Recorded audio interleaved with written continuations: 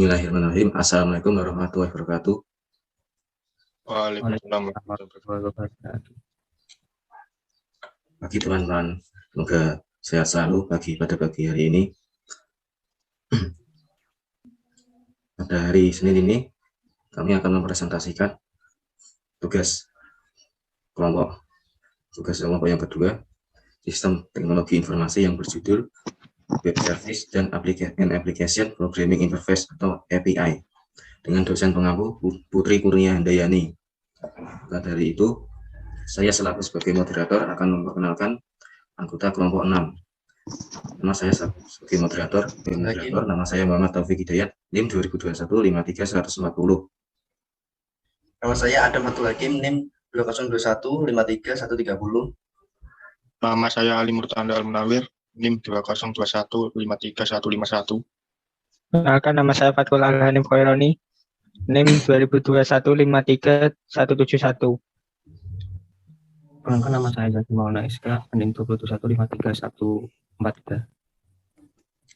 Selanjutnya. Oke, materi yang 11 hari yang pertama web service. Definisi web service meliputi definisi web service, metode web service, manfaat atau kegunaan dan kelemahan web service, contoh penerapan dan contoh penerapan web service. Kedua, application programming interface atau API, meliputi definisi API, metode API, manfaat atau kegunaan dan kelemahan API. Terakhir, contoh penerapan API. Yang tiga, perbedaan web service dengan API, berupa tabel perbedaan web service dengan API. Pertama, web service. Definisi web service. WebDC mendefinisikan web service sebagai sebuah sistem perangkat lunak yang dirancang untuk mendukung komunikasi dan interaksi antar mesin ke mesin, machine to machine, melalui sebuah network jaringan atau jaringan. Web service adalah sebuah aplikasi lintas platform dapat diakses melalui jaringan intranet dan internet, di mana dalam aplikasi tersebut menyediakan berbagai fungsi dengan tujuan digunakan untuk interaksi aplikasi satu dengan aplikasi lainnya. Web service dapat diartikan sebagai sebuah metode pertukaran data. Web service mampu menunjang interoperabilitas sehingga web service mampu menjadi sebuah jembatan penghubung antara berbagai sistem yang ada. Web service yang pada umumnya digunakan untuk melakukan respon dan request yang dilakukan antara klien dan server.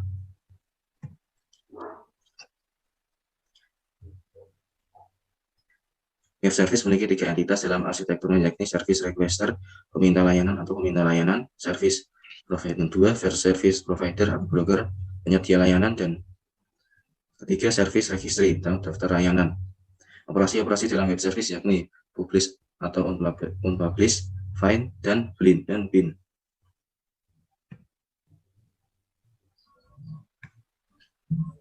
Kita masuk ke metode web service. Secara umum dibagi menjadi dua. Yang pertama, SOAP web service, kedua, REST web service. SOAP web service based-nya itu adalah XML based markup language atau pergantian pesan di antara aplikasi. SOAP dibagi empat aspek, yakni message envelope, encoding, RPC, call and convention, dan bagaimana menyatukan sebuah message di dalam protokol transport. Dua, REST web service, sebuah teknik di arsitektur software, adalah sebuah teknik di arsitektur software atau World Wide Web.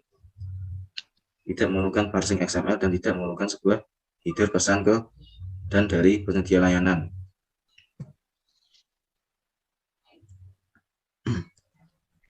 Selanjutnya, manfaat atau kegunaan web service. Yang pertama, web service menyediakan interoperabilitas. Kedua, web service memiliki standar protokol yang bersifat terbuka. Yang ketiga, web service mengizinkan penggunaan kembali. Oke, silakan dilanjut oleh Mas Adam. Kelemahan web service. Meskipun terdapat berbagai manfaat, ternyata web service mempunyai kelemahan, yaitu karakteristik standar web service saat ini masih dalam tahap pengembangan awal dibandingkan dengan open standar komputer terdistribusi yang lebih matang seperti Cobra. Yang kedua, web service dapat saja memiliki kinerja yang lemah dibandingkan dengan pendekatan distribusi lainnya seperti RMI, Cobra, atau DCOM.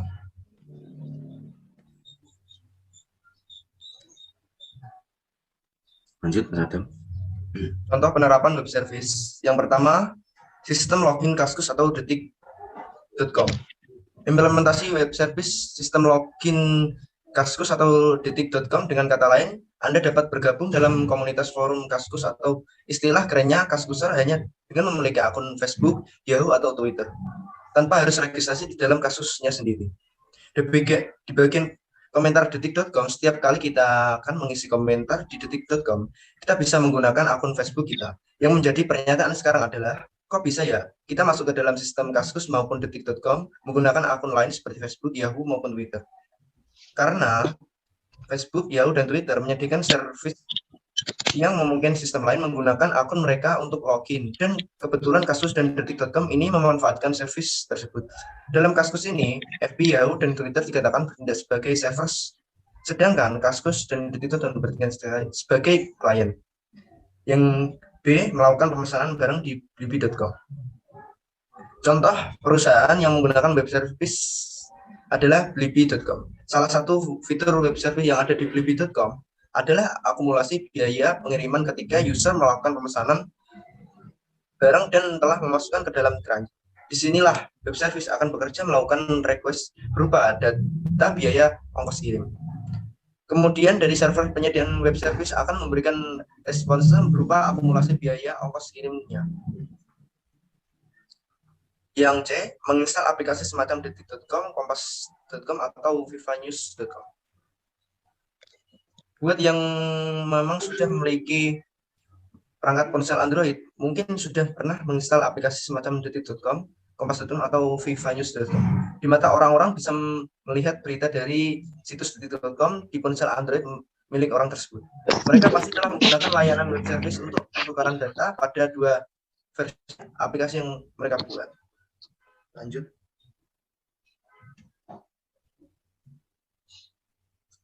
Mas Adam, lanjut. API atau Application Program Interface. Definisi API. API merupakan protokol yang terdiri dari atas kumpulan instruksi yang disimpan dalam bentuk library dan menjelaskan bagaimana agar suatu software dapat berinteraksi dengan software lain. Jadi, dengan adanya API, maka terdapat aturan bagaimana cara software dapat berinteraksi dengan software lain untuk mengakses resource yang terdapat di dalam software tersebut melalui interface atau fungsi sinteks dan protokol yang telah tersedia tanpa perlu mengetahui bagaimana software atau aplikasi itu dibuat.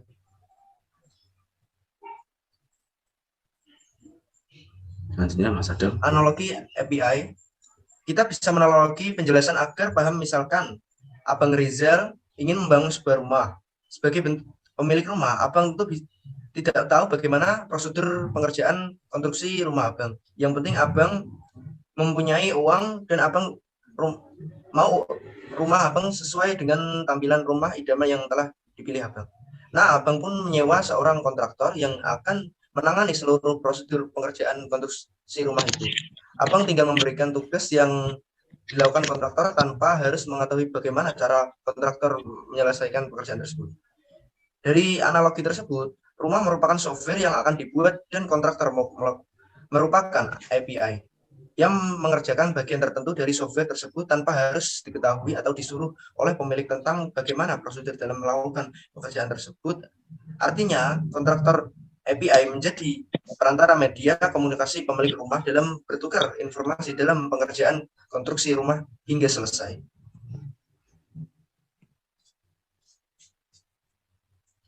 Oke, saya mempersilahkan Mas Fatkul Koironi melanjutkan presentasinya. Metode API. 1. RPC, Remote Reproducible Call. RPC merupakan salah satu teknologi yang digunakan untuk membantu kinerja dari client side ke server side dalam hal komunikasi serta dapat dilakukan dengan konsep sederhana. Lalu, REST atau Representation State Transfer. REST merupakan salah satu jenis arsitektur API yang cukup populer sekarang. Kelebihan dari REST tidak membutuhkan coding yang panjang dalam pengembangannya. Lalu yang ketiga, SOAP, System Object Access Protocol, di mana bentuk data yang digunakan berupa XML. Jadi dengan menggunakan XML, data yang disimpan dapat berupa dokumen. Lanjut. Mas Fadul lagi. Manfaat atau kegunaan API. 1. Informasi pengguna dapat dibagikan dari komunitas web ke aplikasi luar, memberikan fungsional baru kepada komunitas web yang membagikan data penggunaannya melalui API terbuka. 2. Para pengembang website dapat mengintegrasikan komentar di websitenya langsung melalui komentar akun Facebook di si pengunjung. Atau yang lebih spesifik lagi, API Facebook juga dapat digunakan untuk membuat fungsi auto post artikel ke Facebook. 3. API memungkinkan sebuah aplikasi berbicara satu sama lain tanpa sepengetahuan pengguna. 4. Konten dapat dipost secara dinamis. Lanjut.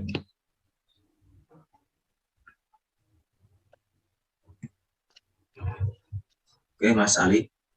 Dilanjut. Kelemahan API.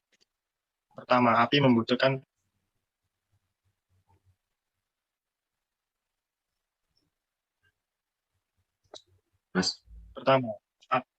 API membutuhkan biaya yang mahal. Kedua, API memiliki keamanan yang standar. 3. API juga belum menentukan hasil yang sesuai kebutuhan dan ekspektasi yang kita rencanakan.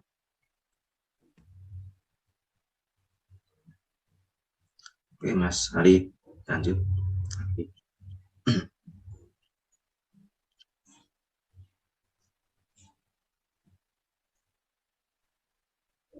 Mas Ali. Contoh penerapan API. Pertama, Google Maps API. 2. Facebook Grab API. 3. Uber. Dan yang keempat, login universal. Saya mempersilahkan Mas Yaki untuk melanjutkan presentasinya. Poin ketiga adalah perbedaan web service dengan API. Lalu apa saja perbedaan antara web service dengan Application Programming Interface atau API? Di sini ada beberapa poin. Yang pertama, web service mempunyai semua web service adalah API. Kalau API itu semua API bukanlah web service. Web service selalu diakses dengan jaringan internet. Kalau API tidak semua API diakses dengan jaringan internet. Web service itu menggunakan format komunikasi REST, SWAP, dan XML/RPG. Kalau API menggunakan semua tipe komunikasi seperti COM object dan lain-lain, DLL, NH, Files in C or C++, gRfiles or RMI in Java, XML over HTTP, JSON over HTTP. Web service mendukung protokol HTTP atau HTTPS.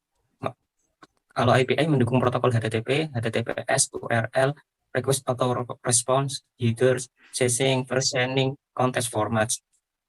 Web service menjembatani antara dua mesin atau dua sistem yang berbeda untuk bisa komunikasi dalam sebuah jaringan. Kalau API itu kumpulan library atau fungsi pembuatan program untuk dapat berkomunikasi antara dua software yang berbeda.